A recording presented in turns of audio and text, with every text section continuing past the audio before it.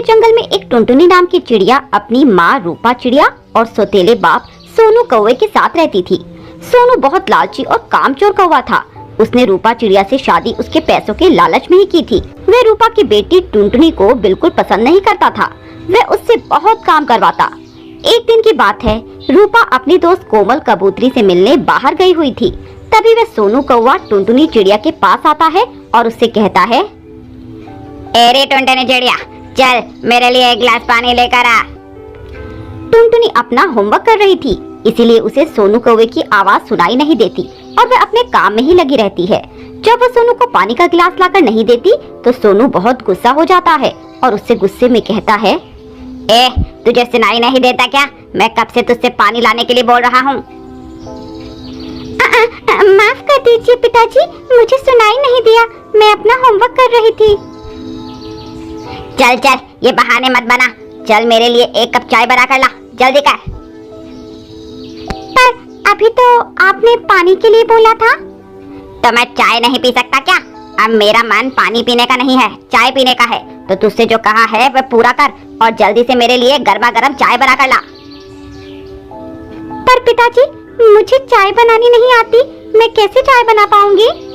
तो चाय बनाने के लिए क्या मैं तेरे स्वर्गवासी बाप को बुला कर लाऊं? चल अब ज्यादा मेरा दिमाग मत खा और मेरे लिए अच्छी सी चाय बना कर ला। सोनू की ये बातें सुनकर टुनटुनी रसोई में चली जाती है और जैसे तैसे सोनू के लिए चाय बनाती है और उसे लाकर देती है। ये लीजिए चाय पिताजी। सोनू वो चाय पीता है और उस चाय का टेस्ट बिल्कुल खराब था, इसीलिए वह चाय टुनटुनी के ऊपर फेंक देता है। ये चाय बनाई है तूने, ले पी ले खुद ही। इतनी बड़ी हो गई पर कुछ काम नहीं आता, एक ढंग की चाय बनानी भी नहीं आती। पता नहीं कब तक इन दोनों माँ बेटी को झेलना पड़ेगा। पिताजी, मेरा चेहरा बहुत जल रहा है, मुझे बहुत दर्द हो रहा है, मुझे डॉक्टर के पास ले चलिए। तेरी माँ मुझे कोई नोटों की गड्डी नहीं थमा गई जो मैं तेरे ऊपर खर्च करता फिरूं। ऐसा कहकर सोनू कौवा वहाँ से चला जाता है और टुनटुनी चिड़िया दर्द से करहा रही होती है और अपने पापा की तस्वीर देखकर उनसे कहती है, पापा, अगर आप जिंदा होते तो कितना अच्छा होता। आप मुझे कितना प्यार करते और बहुत जगह घुमाने के लिए भी ले जाते। पर ये पिताजी ऐसे नहीं है, ये मुझसे बिल्कुल भी प्यार नहीं करते और मुझे डांटते रहते हैं। आज देखिए उन्होंने मेरे साथ क्या किया। उन्होंने गरम गरम चाय मेरे ऊपर फेंक दी और मेरा चेहरा जल रहा है। ऐसे रोते रोते टुनटुनी चिड़िया वहीं पर सो जाती है। शाम को सोनू कौवा वापस आ जाता है और टुनटुनी से कहता है, ए टुनटुनी, याद रखना, अगर तुमने आज की बात किसी को बताई तो अच्छा नहीं होगा, नहीं तो आज तो कुछ भी नहीं, मैं एक दिन तुझे इससे भी ज्यादा दर्द दूंगा। नहीं पिताजी, मैं किसी को ये बात नहीं बताऊंगी, बस आप मुझे मारना मत। ठीक है, चल मेरे पैर दबा, मेरे पैरों में बहुत दर्द हो रहा है। ठीक है पिताजी, मैं अभी दबाती हूँ। और जरा अच्छे से दबाना। ऐसा कहकर टुनटुनी उस सोनू के पैर दबाने लगती है। तभी सोनू उससे कहता है, तेरे हाथों में जान नहीं क्या? जरा ढंग से दबा। खाने को तो पूरा दिन खाती ही रहती है पर शरीर में जान बिल्कुल भी नहीं है। ठीक है पिताजी, मैं और अच्छे से पैर दबाती हूँ। ऐसा कहकर टुनटुनी सोनू के पैर अच्छे से दबाती है। तभी रूपा चिड़िया वापस आ जाती है और टुनटुनी को सोनू के पैर दबाते देखकर टुनटुनी से सवाल करती है, बेटा टुनटुनी, तू ये क्या कर रही है? और सोनू जी, आप क्यों टुनटुनी से पैर दबवा रहे हो? आपको शर्म नहीं आती इतनी छोटी बच्ची से ऐसा काम करवाते हुए? नहीं माँ, इसमें पिताजी का कोई दोष नहीं है।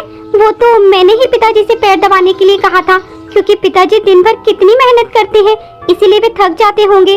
तो क्यों ना मैं उनके पैर दबाकर उनकी कुछ सेवा कर दूं? हाँ रूपा, हाँ, मैं तो टुनटुनी बिटिया को कब से मना कर रहा था, पर ये मेरी बात सुन ही नहीं रही थी। फिर मैंने सोचा क्या बच्ची का मन दुखाया जाए, इसीलिए मैंने भी इसकी मांग मान ली। अरे मुझे माफ कीजिएगा, मैंने कुछ गलत ही सोच लिया था। अरे रूपा, कोई बात नहीं, बाकी मैं टुनटुनी बिटिया को अपनी जान से ज्यादा चाहता हूँ, एक ही तो बेटी है मेरी। ऐसा कहकर वे सभी खाना खाकर सो जाते हैं। पर आज रात को सोनू को नींद नहीं आ रही थी। वह मन ही मन किसी नए जाल को बुनने में लगा था। आज तो बाल बाल बच गए, वरना अगर रूपा को ये बात पता चल जाती कि मैं टुनटुनी से जबरन काम करवाता हूँ तो वो मुझे घर से निकाल फेंकती और मैं फिर से दर बदर की ठोकरें खाता फिरता। समझदारी इसी बात में है कि अपने प्लान को जल्द से जल्द पूरा किया जाए और इन दोनों माँ बेटी को मार के यहाँ से 9 2 11 हुआ जाए।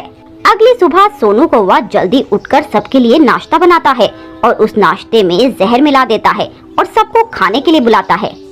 आ जाओ रूपा और मेरी प्यारी बेटी टुनटुनी, जल्दी आ जाओ। देखो पापा ने आप दोनों के लिए अच्छा अच्छा खाना बनाया हुआ है, जल्दी से आ जाओ। अरे वाह, खुशबू तो बहुत अच्छी आ रही है, पर आपने क्यों सुबह सुबह इतनी मेहनत की? मैं उठकर खाना बना देती ना। अरे तुम तो रोज खाना बनाती हो, आज मैंने बना लिया तो क्या हो गया। चलो ये सब छोड़ो और तुम दोनों नाश्ता करो। ऐसा कहकर वे दोनों खाना खाने लगती हैं। कुछ ही निवाले खाने के बाद वे दोनों बेहोश हो जाती हैं और सोनू जोर जोर से हंसने लगता है। ये हुई ना बात, ये दोनों माँ बेटी तो भगवान को प्यारी हो गई हैं, तो देर किस बात की, सारा पैसा और जेवर लेकर यहाँ से भाग जाता हूँ। वह लोकर से पैसे और ज़ेवरात निकालकर भागने लगता है। तभी रूपा और टुनटुनी जाग जाते हैं और उसे पकड़ लेते हैं। ऐसे नहीं जाने देंगे आपको पिताजी, पहले प्रसाद तो लेते जाइए। तुम दोनों जिंदा कैसे बच गई? तुम्हें तो मैंने अभी अपने हाथों से जहर खिलाया था। हाँ, मुझे पता है कि तुमने हमें मारने के लिए खाने में जहर मिलाया था और तुम हमें मारना चाहते थे, पर अफसोस ये हो न सका क्योंकि मैंने तुम्हें पहले ही खाने में जहर मिलाते देख लिया था और उसके बाद मुझे टुनटुनी ने सब सच बता दिया कि कैसे तुम मेरे जाने के बाद उस पर अत्याचार करते हो।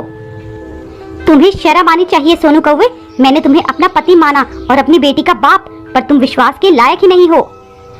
हाँ माँ, ये बहुत गंदे पिताजी हैं, मुझे ऐसे पिताजी नहीं चाहिए।